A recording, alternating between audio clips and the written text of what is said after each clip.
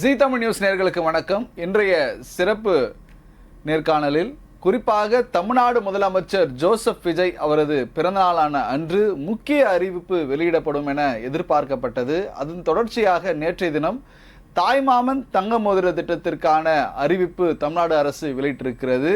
தாவேகா ஆட்சி அமைத்த உடன், அதாவது சிங்கப்பெண்கள் அதிரடிப்படை, இதை தொடர்ந்து தாய்மாமன் தங்க மோதிர திட்டமானது அறிமுகப்படுத்தியிருப்பது தமிழக மக்களிடையே பெரும் வரவேற்பையும் ஒரு சில இடங்களில் சர்ச்சையும் ஏற்படுத்தியிருக்கிறது.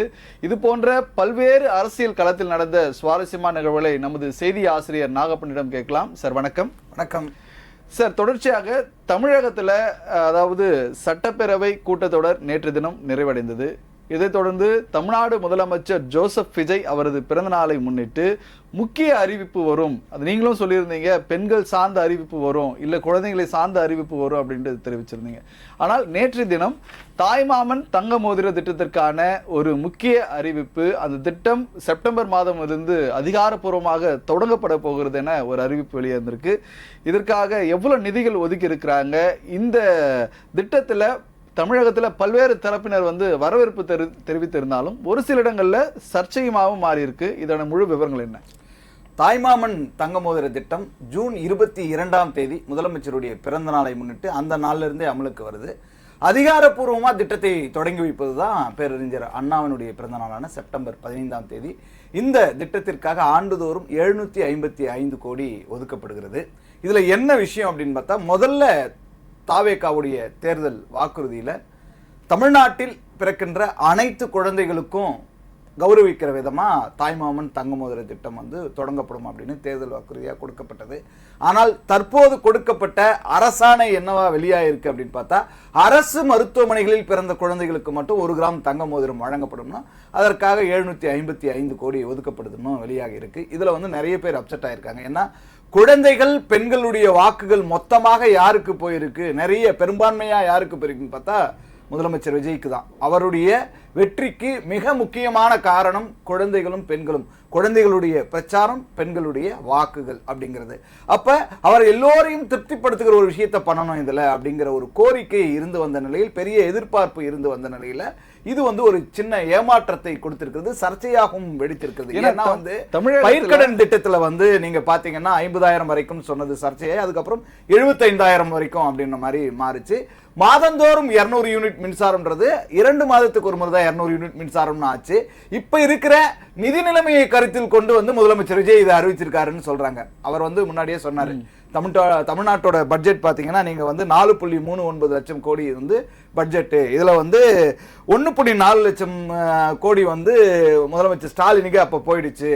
ஆனா நாங்க தேர்தலுக்கு வந்தோம்னா, ஆட்சிக்கு வந்தோம்னா நாங்க இந்த 1.45 லட்சம் கோடி விட்டுருவோம், எங்களுக்கு பார்ட்டி ஃபண்ட் தேவையில்லை, எங்களுக்கு கமிஷன் தேவையில்லை, அந்த வருமானத்தை வைத்துக்கொண்டே, அந்த பட்ஜெட் கோடி பணத்தை வைத்துக்கொண்டே எங்களால தேர்தல் வாக்குறுதிகளை நிறைவேற்ற முடியும்னு சொன்ன முதலமைச்சர் விஜய் ஏன் இப்போ இப்படி ஒரு அறிவிப்பை வெளியிட வேண்டும் அப்படின்ற ஒரு கேள்வி முக்கியமா பார்க்கணும். தமிழ்நாடு முதலமைச்சர் நேற்றைய தினம் சட்டப்பேரவையில் பேசும்பொழுது கூட தெரிவிச்சிருந்தாரு, திட்டங்களை மேம்படுத்த காலம் கேட்டது, அவகாசம் கேட்டது உண்மைதான். ஆனா பல விதமா புரிஞ்சுக்கிட்டு இருக்காங்க.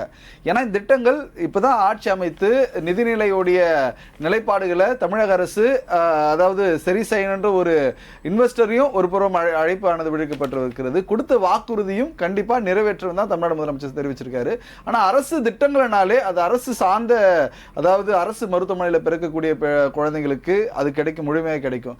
ஏன்னா மறைந்த முதலமைச்சர் ஜெயலலிதா அவர்கள் அறிவித்திருந்த அந்த தாய்மார்களுக்கான குழந்தை பிறந்த அந்த பேபி கிட்டு கூட அரசு மருத்துவமனையில தான் வழங்கப்பட்ட குழந்தைகள் நல பெட்டகம் வழங்குறது, மகப்பேறு ஊதியத்துக்கான விஷயங்கள் கொடுக்கிறது, மகப்பேருக்கான ஒரு தொகுப்பு கொடுக்கிறது, அதற்கான ஊக்கத்தொகையா 18,000 கொடுக்கிறதுங்கிறது வேற. இங்க தேர்தல் வாக்குறுதியாக எது கொடுக்கப்பட்டது அப்படிங்கிறது முக்கியம். இன்னுமே அவருக்கு டைம் கொடுக்கணும்னா இன்னும் மகளிர் உரிமை தொகை 2,500 ரூபாய் மிக முக்கியமான ஒரு தேர்தல் வாக்குறுதியா இருந்தது. திமுகவும் அதிமுகவும் 2,000 ரூபாய் என்று அறிவித்த போது 2,500 ரூபாய் என்று தாவேகா அறிவித்தது முக்கியமான ஒரு நகர்வு. அதனாலுமே கூட 1000 ரூபாய் தொடர்ந்து மகளிர் உரிமை தொகையை வாங்கி கொண்டிருந்தவர்கள் கூட தாவேகாவுக்கு தான் வாக்களிச்சிருக்காங்க. அதே மாதிரி மகளிர் விடியல் பயணம் அப்படிங்கிறது ரொம்ப முக்கியமான ஒரு திட்டம். ஏன்னா தமிழ்நாடு முழுக்க அனைத்து பேருந்துகளிலும் பெண்கள் இலவசமாக பயணிக்கலாம் அப்படிங்கிறது. இந்த 2 திட்டங்களுடைய நிலையை இன்னும் சொல்லல. அதற்காக யாருமே அவசரப்படுத்தல முதலமைச்சர் விஜய். ஆனால் ஒரு திட்டத்தை நீங்கள் புதிதாக அறிவிக்கிறீர்கள், அது தேர்தல் வாக்குறுதியாக இருக்கிறது. அந்த தேர்தல் வாக்குறுதியில் நீங்கள் தகுதி வாய்ந்த என்கிற ஒரு திமுக ஏற்கனவே சொல்லும் இல்லையா, அந்த மாதிரி தகுதி வாய்ந்த மகளிருக்கு மகளிர் உரிமை தொகை அப்படிங்கிற மாதிரிலாம் எதுவும் சொல்லல. திமுகவே அப்படி சொல்லும் போது நீங்களும் திமுகவினுடைய பாணியை பின்பற்றுகிறீர்களே அப்படிங்கிறதா தாவேகாவை நோக்கி வீசப்படுகிற கேள்வியாக இருக்கிறது. அப்போ பயிர்க்கடனை நீங்க ஒரு எக்ஸெப்ஷன் கொடுத்து திருப்பி அதை கொஞ்சம் சரி பண்றீங்களே, அதே மாதிரி அனைத்து குழந்தைகளுக்கும் பாகுபாடு காட்டாம, தனியார் மருத்துவமனை அரசு மருத்துவமனை பாகுபாடு காட்டாமல் அனைத்து குழந்தைகளுக்கும் 1 கிராம் தங்க மோதிரம் அப்படிங்கறது கொடுக்க வேண்டும் அப்படிங்கறதா. அதற்கான நிதிக்கான வழிவகைகள் இருக்கிறதுன்னு ஆதவர்ஜுனா சொல்றாரு அமைச்சர். இந்த பக்கம் முதலமைச்சர் விஜய் பட்ஜெட்ல இருந்து தான் எங்களால இது பண்ண முடியும், எங்களுக்கு நிதி வகையை கையாள தெரியும் அப்படின்னு சொல்றாரு. தெரியும் என்று சொன்ன பிறகும் நீங்கள் ஏன் இப்படி அறிவிச்சிருக்கீங்க? இன்னொரு பக்கம் இதில் ஏன் ஒரு வெளிப்படைத்தன்மை இல்லை? இது இவ்வளவுதான் முடியும் சட்டப்பேரவையிலே முதல்வர் அறிவிச்சிருக்கலாம், அதற்கு பிறகு அரசாணைக்கு பிறகு ஒரு அறிக்கையை வெளியிட்டிருக்கலாம். எதுவுமே இல்லாமல் பதிலே சொல்லாமல் இருப்பது அப்படிங்கிறது முதலமைச்சர் விஜயை நம்பி ஓட்டு போட்ட பெண்களுக்கு அவர்களை கௌரவப்படுத்துவதாக சொல்லப்படல இந்த திட்டத்திற்கு ஒரு சர்ச்சையை, ஒரு முகாந்திரத்தை, ஒரு பேசு பொருளை, ஒரு சலசலப்பை ஏற்படுத்தியிருக்கிறது தான். இல்ல, ஏன்னா இன்னொரு நாட்கள்ல இது கூட இம்ப்ளிமெண்டோ அது அரசு தரப்புல வழங்கப்படும். இப்பயே அது நம்ம முற்றுப்புள்ளியும் வைக்க முடியாது. முற்றுப்புள்ளி சர்ச்சையாயிருக்கு, சலசலப்பு உருவாக்கி இருக்குன்னு சொல்றோம். அதை கன்சிடர் பண்ணணும், பரிசீலிக்க வேண்டும். கண்டிப்பா இது ஒரு புறம் இருக்கு. தமிழ்நாடு முதலமைச்சருடைய பிறந்த நாள் தமிழகம் முழுவதும் கோலாகலமாக கொண்டாடப்பட்டது. நேற்றைய காலை அவருடைய சட்டப்பேரவையில் ஆளுநர் உரை மீதான பதில் உரை பெருமளவு வரவேற்பு பெற்றிருந்தது. சமூக வலைத்தளம் ட்ரெண்ட் ஆனதை நாம் பார்க்கிறோம். அதே சமயம் நைட்டு ஒரே போட்டோ இது எல்லாத்தையும் மீட் பண்ணி பயங்கரமான ட்ரெண்டாக இருக்கு. த்ரிஷா முதல்வர் இருவரும் பிறந்தநாள் கொண்டாடுகிறபடி சமூக வலைதளங்களில் பதிவான அந்த போட்டோவின் பின்னணி என்ன, அது எப்போ எடுக்கப்பட்ட புகைப்படம்? அமோனியா வாயு கசிவால் நிகழ்ந்த பலி எண்ணிக்கைக்காக வருத்தப்பட்ட முதலமைச்சர் விஜய் தலைமைச் செயலகத்தில் கேக்கு வெட்டலை, கொண்டாடலை. ஏன்னா இந்த துயரத்தை பங்கெடுக்கிறேன் அப்படின்றதுக்காக கொண்டாடலை. ஆனால் தன்னுடைய நண்பர் தோழி மூலமாக ஒரு ஃபோட்டோ வெளியாச்சு. த்ரிஷாவோட அவர் பர்த்டே கொண்டாடி இருக்காரு ஒரு 5 கேக் வைத்து அப்படின்னு. சில பேர் 2024ஆம் ஆண்டில் எடுக்கப்பட்ட படம் அந்த சட்டையை வச்சு சொல்றாங்க. ஏன் அந்த சட்டையை வச்சு சொல்றாங்களா, 2024 டிசம்பர் 21ஆம் தேதி தமிழ் திரைப்பட விநியோகஸ்தர் தயாரிப்பாளர் ராம்குமார் அவர் குடும்பத்தோடு விஜயை சந்திச்சிருக்காரு. அப்போ அந்த படங்கள் பகிரப்பட்டது அதே சட்டை அப்படின்னு இருந்தது. ஆனால் இந்த புகைப்படத்தை பார்த்தீங்கன்னா இது பழைய போட்டோவா புழிய போட்டோவா அப்படிங்கிற ஒரு கேள்வி எல்லாருக்குமே இருந்துச்சு. அது புது போட்டோ தான் அப்படிங்கிறதுக்கான ரசிகர்கள்லாம் சொல்றாங்க. விஜய் ரசிகர்கள் என்ன சொல்றாங்க, முதலமைச்சரை கொண்டாடுகிற தாவேக்கு ஆதரவாளர்கள் என்ன சொல்றாங்கன்னா அது பழைய போட்டோ, இப்போ அவர் அதெல்லாம் கொண்டாடலை அப்படின்னு சொல்றாங்க.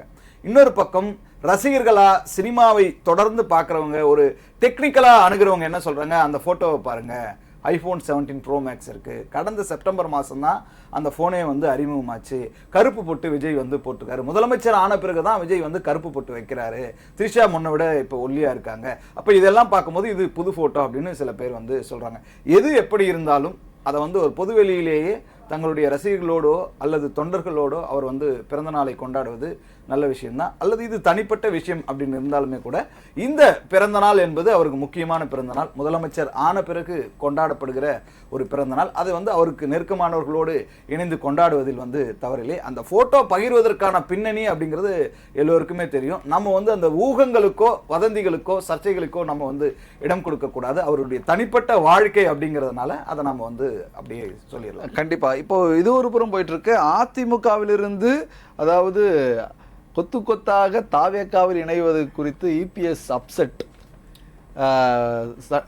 வாரம் அதாவது சனி ஞாயிறுகளானா அட்மிஷன் ஓப்பன்ன்றதை போல தாவேக்கா பனையூர் அலுவலகத்தில் அதிமுகவிலிருந்து குவியலாக தொண்டர்கள் தற்பொழுது தாவேக்காவில் இணைந்த வண்ணம் உள்ளனர். இதனால இபிஎஸ் தன்னுடைய தொண்டர்களை கட்டுப்படுத்த தவறிவிட்டாரா, அல்லது இருக்கக்கூடிய தொண்டர்களுக்கு தேவைகளையும் பதவிகளையும் வழங்க இபிஎஸ் தவறுனதால இபிஎஸ் மீது உள்ள அதிருப்தியால தாவேக்காவு வசம் செல்கிறார்களா அதிமுகவினர்? இதுல நிறைய லேயர்ஸ் இருக்கு. 3வது இடத்திற்கு அதிமுக தள்ளப்பட்டது முதல் பலவீனம். இன்னொரு பக்கம் நிறைய தோல்விகளை சந்தித்த பிறகு உள்ளாட்சி தேர்தல், மக்களவை தேர்தல், அடுத்து தங்களுடைய எதிர்காலம் என்னன்னு அதிமுகவில் காத்து கிடந்தவர்கள் இப்போது நம்பிக்கை இழந்து விட்டார்கள். அதன் அடிப்படையில் ஒரு பதவிக்காகவோ அல்லது அடுத்தடுத்த தங்களுடைய வாழ்வாதாரத்துக்காகவோ அல்லது ஒரு கட்சிக்குள்ள ஒரு இடத்தை பிடித்து விட வேண்டும் என்பதற்காகவோ ஒவ்வொரு மட்டத்திலையும் ஒரு முடிவு எடுக்கிறாங்க. ஒரு வாரிய தலைவர் பதவிக்காக, உள்ளாட்சி தேர்தலில் ஒரு கவுன்சிலர் நிற்கலாம், இல்ல மேயர் ஆகலாம், மண்டல சேர்மன் ஆகலாம், இப்படியான நிறைய கணக்குகளோடு நிறைய பேர் தாவேகாவை நோக்கி நகர்கிறார்கள். ஆனா அந்த தாவேகா அவர்களை எப்படி அணுகுகிறது அப்படிங்கிற கேள்வியும் இருக்கு. படையூர் அலுவலகத்தில் அவங்க கால் கடுக்க வரிசையா அலையலையா படைப்படையா காத்துக்கிட்டு இருக்கிறத நம்ம பார்க்குறோம். ஆனா முதலமைச்சர் விஜய் அதுல கலந்துக்கல. தமிழக வெற்றி கழக தலைவரா அவர்கள் வரவேற்கல. அமைச்சர்கள் அங்க இருக்காங்க, கட்சியினுடைய பொதுச் செயலாளர் அங்க இருக்காரு. இதுவுமே நிறைய பேருக்கு வருத்தத்தை கொடுக்குது. இதையெல்லாம் தாண்டி இப்போ என்னன்னா கொத்து கொத்தாக ஒரு கூட்டமாக அவர்களை இவங்க இழுக்கிறாங்களே அப்படிங்கிற வருத்தம் அவருக்கு இருக்கு. ஏற்கனவே மரகதம் குமரவேல், சத்யபாமா, இசக்கி சுப்பையா இவர்கள் எல்லோரும் எம்எல்ஏ பதவியை ராஜினாமா செய்து விட்டு அங்க போயிட்டாங்க. சி விஜயபாஸ்கர் 22ஆம் தேதி தமிழ்நாடு முதலமைச்சர் முன்னிலையில் தாவேகா இணைவார் என்ற ஒரு பேச்சு பரபரப்பா பேசப்பட்டது. ஆனால் பிறந்த நாள் கழிந்தும் ஆனால் இதுவரை சி விஜயபாஸ்கருடைய நிலைப்பாடு என்னன்ட்டு ஒன்றும் தெரியல. ஏன் அவர் தன்னுடைய நிலைப்பாடு எடுக்க தாமதிக்கிறார்? ஒருவேளை தாவேகாவில் ஏதாவது அவருக்கு அழுத்தங்கள் கொடுக்கப்படுகிறதா, இல்லை எப்படி? எந்த அழுத்தமும் கொடுக்கப்படல. சி விஜயபாஸ்கர் தான் தாவேகாவுக்கு அழுத்தம் கொடுத்துட்டு இருக்காரு. என்ன அப்படின்னா, அவருடைய சகாக்களுக்கும் போகும்போதே மாவட்ட செயலாளர் பதவி அவருக்கு பெறணும், சகாக்களுக்கும் பதவி பெற்றுத்தர வேண்டும் அப்படிங்கிற ஒரு அழுத்தம் அவருக்கு இருக்கு. இப்போ வரைக்கும் அதிமுக உட்பட மாற்று கட்சியிலிருந்து வந்த அனைவருக்கும் தாவேகா எந்த பதவியுமே அளிக்காத போது அவருக்கு ஒரு டிமாண்ட் வைக்கிறாங்க கூட இருக்கிறவங்க. அப்ப அந்த டிமாண்ட் வைக்கப்படும் போது அதை எந்த அளவுக்கு இவங்க பூர்த்தி செய்ய முடியும் அப்படின்னு பாக்குறாங்க. ஏற்கனவே நிறைய முன்னாள் அமைச்சர்கள், முன்னாள் எம்எல்ஏக்கள்லாம் அங்க இணைந்த பிறகு அவர்களுக்கு பதவி தராமல் இருக்கிற நிலையில விஜயபாஸ்கருக்கும் விஜயபாஸ்கருடைய ஆதரவாளர்களுக்கும் உடனடியாக பதவி கொடுப்பது சாத்தியமில்லாதது. வாரிய தலைவர் பதவிக்காக நிறைய பேர் அங்க முட்டி மோதிக்கிட்டு இருக்காங்க. இன்னைக்கு விஜய் நற்பணி இயக்கம், மக்கள் இயக்கம் இப்படி உழைச்சு வந்தவங்களுக்கும் விஜயபாஸ்கர் இப்போ புதுக்கோட்டை மாவட்டத்தினுடைய அசைக்க முடியாத சக்தியா இருக்கும்போது, விராலிமலை தொகுதி அவருடைய கோட்டையாக இருக்கும்போது, இப்போ அவருக்கும் அவருடைய ஆதரவாளருக்கும் கொடுத்தால் கடைசியிலிருந்து, அதாவது ஆரம்பத்திலிருந்து கடைசி வரைக்கும் உழைத்தவர்களுக்கு சரியான பதவி கொடுக்கப்படாது. அப்ப சொந்த கட்சியின் இவங்க பலி வாங்குறாங்களா அப்படிங்கிற ஒரு கேள்வி இருக்கும்போது அந்த விரக்தி இருக்கு. இந்த மாதிரியான விரக்தியும் உட்கட்சி பூசலும் வர வேண்டும் என்பதற்காகவே அந்த பதவி கொடுக்கப்படுவது தற்போது தள்ளி வச்சிருக்கு. அதனாலே தாவேகா பொறுத்தவரையும் அதிமுகவிலிருந்து தாவேகால இணைந்தவர்களுக்கு முக்கிய நபர்களா இருக்கும், இல்ல முன்னாள் அமைச்சர்களாகட்டும், இல்ல மாவட்ட செயலாளர்கள், சட்டமன்ற உறுப்பினர் என முக்கிய பதவிகளை தாவேகா, அதாவது அதிமுகவில் வகித்தவர்களுக்கு இன்னும் அதாவது தாவேகாவிலிருந்து முறையான ஒரு அடையாளப்படுத்தக்கூடிய அளவு பதவி எதுவும் வழங்கப்படவில்லை. அவர்களும் அங்க இருக்கக்கூடிய கீழ்மட்ட நிர்வாகிகள் மத்தியில் கலந்து ஆலோசிக்கிறது இல்லை அப்படின்ற ஒரு குற்றச்சாட்டு ஒரு பக்கம் வந்தாலும், இவர்கள் தலைமையில் புதிதாக அதிமுகவிலிருந்து தாவேகால இணைந்தாங்க. யார் அதிமுக நிர்வாகி தாவேகால இணைகிறாங்களோ அவங்க தனியா ஒரு ரோல் மாவட்டத்தில் பிளே பண்ற மாதிரி இருக்குல்ல, இது எப்படி தாவேகா சமாளிக்க போகுது? இல்ல தாவேகா மாவட்ட செயலாளர்களை தொகுதிக்கு ஒருவராக நியமிக்க வேண்டும் அப்படிங்கிற ஒரு விஷயத்தை பண்ண போறாங்க. அப்படி பண்ணுவதன் மூலமாக எல்லாம் கலந்து இருக்க முடியும்னு. ஆனால் அந்த அதிகாரம் பரவலாக்குவதன் மூலமாக கூட உட்கட்சி பூசல் இன்னும் அதிகரிக்கும். ஏன்னா அதிகார பலம் பெற்றவர்களாக அதிமுகவில் இருந்து வந்தவங்களோ மாற்றுக் கட்சியிலிருந்து வந்தவங்களோ இருக்க முடியும். தாங்க பெரிய செல்வாக்கோடு இருக்க முடியாதுன்ற கவலை தாவேகாவில் ஆல்ரெடி வேலை செஞ்ச உழைச்சவங்களுக்கு இருக்கு. அப்ப இதை எப்படி சரி செய்ய போகிறது தாவேகாவுக்கு பெரிய சவால். இந்த பக்கம் அதிமுக என்ன பண்ண போகுது அப்படிங்கிற ஒரு கேள்வி. சார், இப்போ இந்த 2026 சட்டமன்ற தேர்தலுக்கு அப்புறம் தான் இபிஎஸ்க்கு அடுத்தடுத்து அப்செட், தொடர்ந்து அப்செட்ல இருக்கக்கூடியவர் தலைவர் யாருன்னு பார்த்தா இபிஎஸ் பார்க்கிறோம். ஏன்னா டிடிவி தினகரனுடைய அடுத்த மூவ் கண்டு மீண்டும் அப்செட் ஆகிக்கிறார் இபிஎஸ். இது ஏன்? அதாவது டிடிவி மீண்டும் அதிமுகவோட இணைய போகிறாங்க அப்படின்னு ஒரு பரவலா ஒரு பேச்சு பேசப்பட்ட உடனே டிடிவி அதுக்கு சொன்னா அதுக்கு ஒரு காலமும் அதுக்கு இடமில்லைன்ட்டு டிடிவி ஒரு ஸ்டேட்மெண்ட் கொடுத்திருந்தார். இது என்னதான் போக்கு நடக்குதாங்க? அதாவது அரசியல்ல எதுவுமே நடக்கலாம் அப்படிங்கிறதுக்கான உதாரணம் தான் டிடிவி தினகரன் அதிமுக கூட்டணி இணைஞ்சது. இப்ப என்ன நடக்குது அப்படின்னா, அதிமுக வலிமை அடைய வேண்டும் என்பதற்காக சசிகலாவையும் தினகரனையும் அதிமுகவில் இணைப்பதற்கான பேச்சுவார்த்தை மறைமுகமா போயிட்டு இருக்கிறதா தகவல் வெளியாகுது. இன்னொரு பக்கம் டிடிவி தினகரன் அதிமுகவினுடைய தலைமை பொறுப்புக்கு வர வேண்டும் அப்படிங்கிற விஷயம் தொடர்ந்து பேசிருக்காரு. ஏன்னா உடனடியாக அமமுகவை அதிமுகவில் இணைப்பதால் நிர்வாகிகள் அப்செட் ஆயிடுவாங்க, தொண்டர்கள் விரக்தி ஆயிடுவாங்க. அமமுக நிர்வாகிகள் ஆல்ரெடி அப்செட் ஆகி திமுக பக்கம் போயிருக்காங்கல்ல. ஆமா, ஆனாலும் கட்சியை இன்னும் எஞ்சி இருக்கிற கட்சியை காப்பாற்ற வேண்டும், அதிமுகவை வலிமைப்படுத்த வேண்டும் என்ற ஒரு புள்ளியில வந்து இவங்க 3 பேர் இணைவதற்கான பேச்சுவார்த்தைகள் போயிட்டு இருக்கு. பொதுச் செயலாளர் அப்படிங்கிற விஷயத்துக்குள்ள டிடிவி தினகரன் நுழையும் போது எடப்பாடி பழனிசாமி ஏற்கவில்லை. அந்த பேச்சுவார்த்தைகளுக்கு பிறகுதான் இப்போ 6 துணை பொதுச் செயலாளர்கள் அப்படிங்கிறத அதிமுகவில் புதிதாக கொண்டு வருவதற்கான திட்டம் இருக்கிறது. அதில் முதல் துணை பொதுச் செயலாளராக டிடிவி தினகரனை நியமிப்பதற்கான பேச்சுவார்த்தைகள் போயிட்டு இருக்கு. இது சரியாக நடந்தால் சசிகலாவிற்கும் ஒரு பொறுப்பு கொடுக்கப்பட்டு இந்த 3 பேரும் இணைந்து அதிமுகவை வந்து வலிமைப்படுத்த வேண்டும். இப்படி ஒன்றிணைந்த அதிமுக இருந்தால்தான் அடுத்த கட்டத்தில் அடுத்த தேர்தலில் வந்து ஆட்சியை பிடிக்கும் அளவிற்கு தொடர்ந்து செயல்பட வேண்டும் அப்படின்னு முடிவு பண்ணியிருக்காங்க. 35 வயதுக்கு உட்பட்ட இளைஞர்களுக்கு கட்சி இளைஞரணியில் மட்டும் இல்லாமல் கட்சியிலையும் நிறைய பொறுப்புகள் வந்து கொடுக்கணும் அப்படிங்கிறது இபிஎஸ் உடைய திட்டமாக இருக்கிறது. விஜயனுடைய வருகை அதிமுகவையும் திமுகவையும் அசைத்து பார்த்திருக்கிறது, ஆட்டி பார்த்திருக்கிறது. அதனாலேயே இளைஞர்களுக்கு பொறுப்பு கொடுக்கணும். அதே சமயத்தில் ஈகோ யுத்தத்தெல்லாம் விட்டுட்டு எல்லோரையும் அரவணைத்து செல்ல வேண்டும். யாருமே கட்சியை விட்டுட்டு போகக்கூடாது. இனிமே போனவங்களும் வருத்தப்படணும். அந்த அளவுக்கு அதிமுகவுடைய செயல்பாடு இருக்கணுங்கிறது தான் இபிஎஸ் காய் நகரத்தில் இருக்குது. இதற்காக அமித்ஷாவிடம் ஆலோசனை மேற்கொள்ளுகின்ற அளவிற்கு முன்னேற்றம் வந்து இந்த இணைப்புல இருக்கு. தொடர்ச்சியா இது அதிமுகவில் ஒரு சலசலப்பு நேரிட்டாலும் மற்றொரு புறம் சபரேசன் திடீரென சட்டமன்ற வளாகத்தில் அவர் பார்த்ததும் உதயநிதியோடும் அவரும் நெருக்கமாக இருந்த ஒரு காட்சியை நம்ம பார்க்க முடிந்தது. ஏன் சபரீசன் சட்டமன்றத்திற்கு அவருடைய வருகை இருந்தது? அது ஒரு பின்னணி என்ன? ஆளுநர் உரைக்கு பதில் அளிக்கிற விதமா எதிர்க்கட்சி தலைவர் உதயநிதி பேசுவதை பார்ப்பதற்காக சட்டப்பேரவைக்கு வந்தவர் சபரீசன். இன்னொரு பக்கம் அந்த மாடத்தில் நின்று அவர் எப்படிலாம் பேசுறாருன்னு பார்த்தாரு, நோட் பண்ணாரு, குறிப்புகள்லாம் கூட எடுத்துக்கிட்டாரு. என்ன காரணம்னா வலிமைப்படுத்த வேண்டிய தேவை திமுகவுக்கு இருக்கிறது, ஒரு எதிர்க்கட்சியாக இப்போது இருக்கிறது.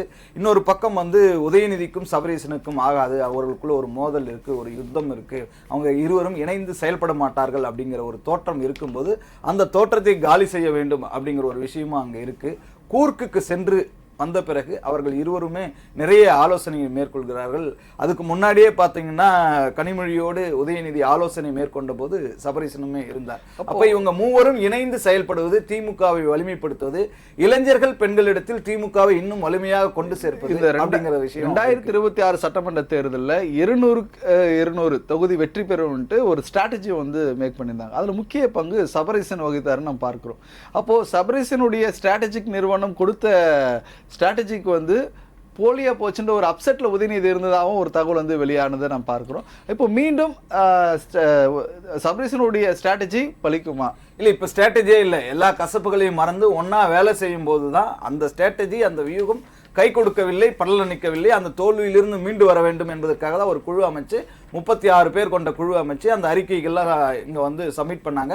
அந்த அறிக்கைகளின் அடிப்படையில் தான் அவங்க வந்து மாவட்ட செயலாளர்களை வந்து நியமிக்கணும் அப்படின்ற ஒரு முடிவு எடுத்திருக்காங்க. 2 தொகுதிகளுக்கு ஒரு மாவட்ட செயலாளர், ஏன்னா 4 தொகுதி 6 தொகுதின்னு கொடுக்கறது, ஒரு மாவட்டத்தை ஒருத்தருக்கே தாரவாத்து கொடுக்கறது, இதனால இருக்கின்ற அதிகார பரவல், அப்போ இளையவர்களுக்கு கொடுக்காதது, புதியவர்களுக்கு கொடுக்காதது, விளிம்பு நிலையில் இருக்கிறவங்களுக்கு கொடுக்காதது தான் இங்கே பெரிய பிரச்சனையா இருக்கு. அதனால கிட்டத்தட்ட அந்த அறிக்கையில 25 மாவட்ட செயலாளர்கள் மேல பிளாக் மார்க் இருக்கு. அவங்களை எல்லாம் தூக்குங்க அப்படின்னே வந்து திமுக நிர்வாகிகள் வந்து சொல்லியிருக்காங்க. ஏன்னா தொடர்ச்சியா வந்து திமுக ஒரு புறம் மாவட்ட செயலாளருடைய எண்ணிக்கை அதிகரிக்கணும், 100 மாற்றணும் அப்படின்ற ஒரு திட்டம் போயிட்டு இருக்கக்கூடிய நிலையில 25 மாவட்ட செயலாளர்கள் அதாவது அவர்களுடைய பதவி வந்து பறி போகுதுன்னும் போது அப்போ இன்னும் கட்சிக்குள்ள ஒரு சலசலப்பு ஏற்படாது. சீனியாரிட்டி அமைச்சு மாவட்ட செயலாளர்ல இடம்பெற்றிருப்பதா ஒரு தகவல் இருக்குல்ல. சீனியாரிட்டி முன்னாள் அமைச்சர்கள் இருக்காங்க இல்லையா, இப்ப சேகர் பாபுவை குறிவைக்க கூடாது, தோல்விக்கு அவர் காரணம் இல்லைன்னு முன்னாள் முதலமைச்சர் பொறுப்பேற்கிறாங்கன்னு ஒரு குற்றச்சாட்டு முன்னாள் முதலமைச்சர் ஸ்டாலினே சொல்றாரு.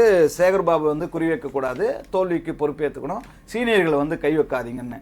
ஆனால் நீங்க பெருந்தன்மையோடு இருக்காதீங்க, கட்சியை மறுசீரமைப்பு செய்ய வேண்டிய கட்டாயம் இருக்கு. சீனியர் ஜூனியர்னு பார்க்காம வேலை செய்யறவங்களை மட்டும் வச்சுப்போம், மற்றவங்களெல்லாம் நகர்த்துவோம் அப்படிங்கிற மாதிரியான விஷயத்தை உதயநிதி பகிர்றாரு. இது மட்டும் இல்லாமல் இங்க வந்து பெரிய பெரிய பொறுப்புகள் மண்டல பொறுப்பாளர்கள்னு கொடுத்துருக்காங்க.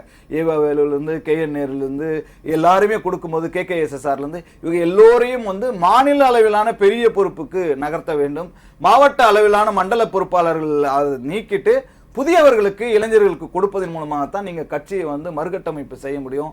அந்த சீரமைப்பின் மூலமாக தான் கட்சி வந்து புது ரத்தம் பாய்ச்சப்படும். அந்த விஷயத்தை பண்ணணுன்றதுல உதயநிதி விடாப்பிடியா இருக்காரு. அதனால தான் சபரீசனையும் அவர் துணைக்கு அழைக்கிறார், கனிமொழியும் உடன் பயணிக்கிறார். அப்போ இன்னும் திமுக வலிமையோடு ஒரு எதிர் பாய்ச்சலை வந்து செய்வதற்கான முகாந்திரத்தை வந்து இப்போ வந்து அவங்க பண்ணிக்கிட்டு இருக்காங்க. கண்டிப்பா சார், அரசியல் களத்தில் நடந்த பல்வேறு சுவாரஸ்யமான நிகழ்வுகளை விரிவாக பகிர்ந்தமைக்காய் நன்றி. நன்றி.